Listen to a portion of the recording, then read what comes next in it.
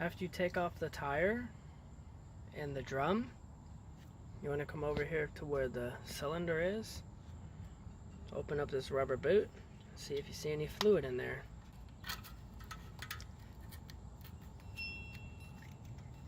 Look at that, see it's wet? No good.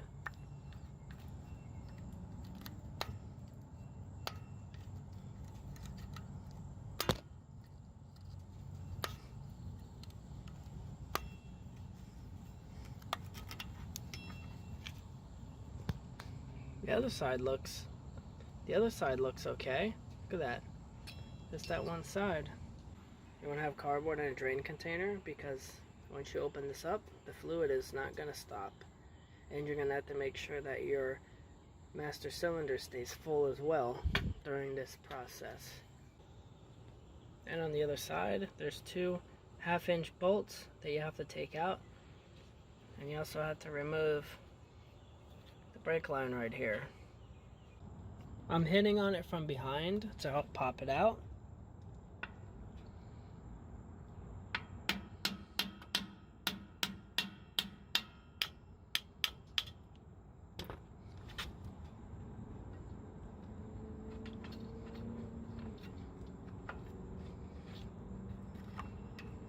Things just don't want to let go.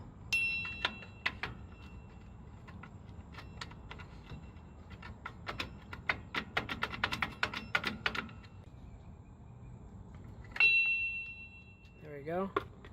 Save those because you got to reuse them.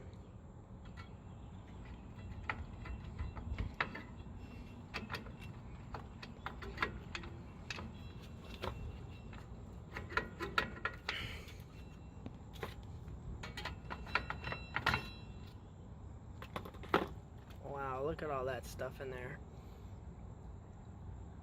And now the brake line is dripping and it's going into the container. Remember to keep an eye on the brake line and the master cylinder too. So make sure you have a bunch of extra brake fluid before you start doing this.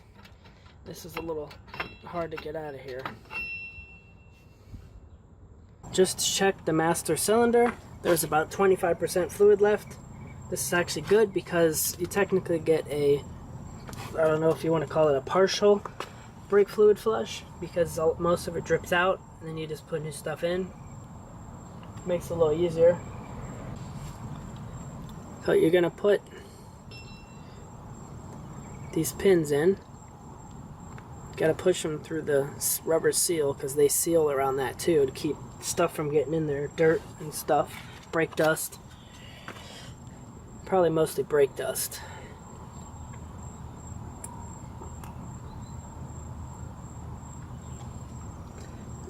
You got to make sure they're turned correctly because see the notches, they line up with the brake pads. Very smart design, so they'll never pop off. Actually,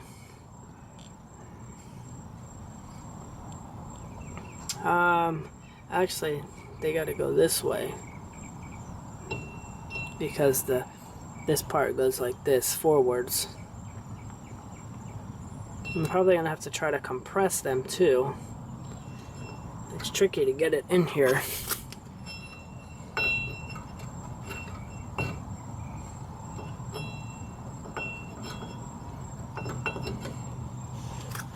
Might have to get a needle nose and pull on the spring a little bit. It's weird, it comes out but it won't go back in. Well, it'll go back in as I've done it before.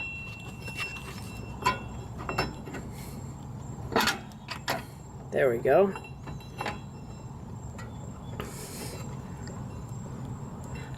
Okay, turn them, make sure they're lined up. There's like this sticking up. Then I'll try to do this one first.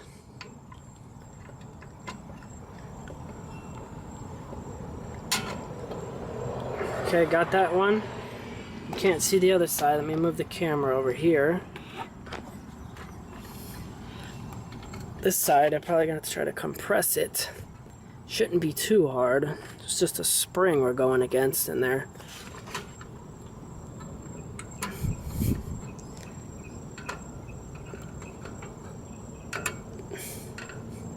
Yeah, but it's pretty hard.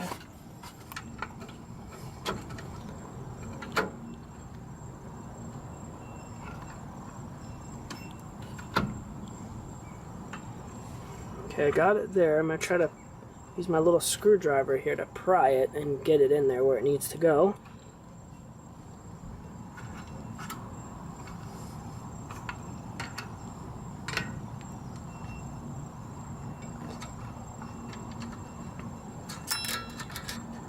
Not quite. Let me try something a little stronger.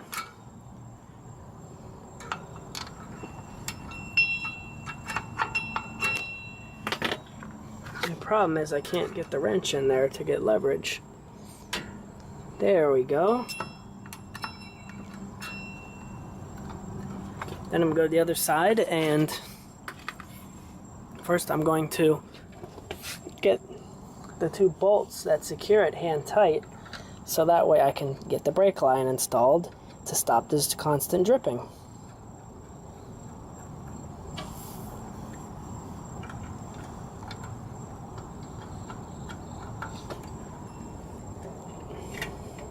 To maneuver it, because this bolt's not threading in over here, the bolt on this side.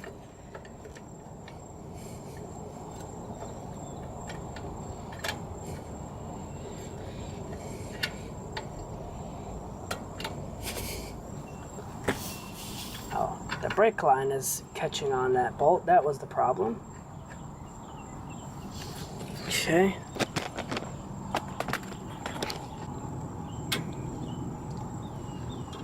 Brake line, stick it in there. This nut is a pain. It's very hard to get it started, the thread started on this thing. I think I got it now. Good thing is, you would think as old as it is, it'd be seized, but it wasn't. It popped right off. Hopefully the one on the other side will be just as easy. That's a pain. It takes forever to tighten this with the wrench, but the way they designed this is the only tool you can get on here to maneuver this nut. I mean this bolt. Let me come over here.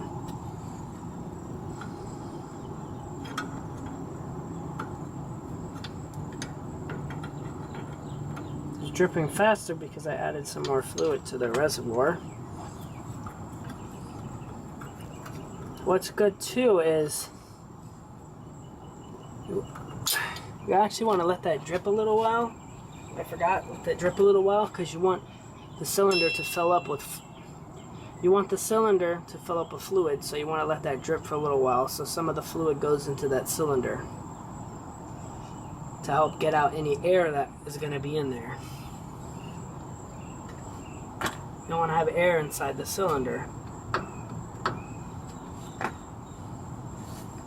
Now while that's going, take your 1/2 inch,